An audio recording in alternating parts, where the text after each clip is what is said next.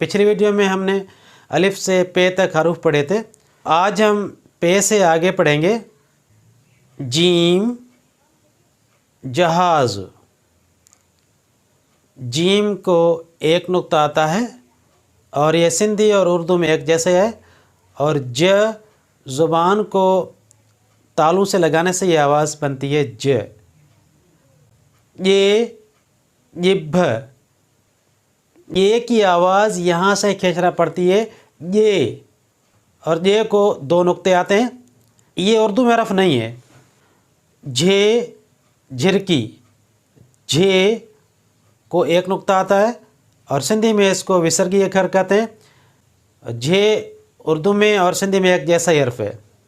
ञे ञ, ञे उर्दू में ये हरफ नहीं है और इसको दो नुक्ते आते हैं। ये नाक से आवाज़ निकलती है ञ।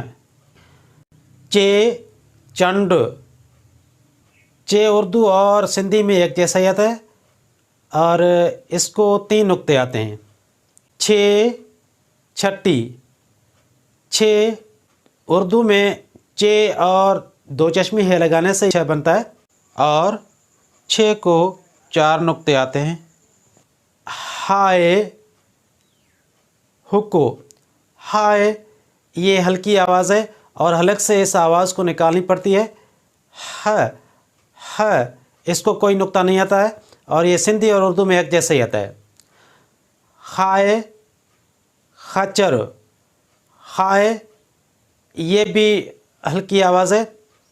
अब खाए को एक नुक्ता आता है और सिंधी और उर्दू में एक जैसा ही हर्फ आता है।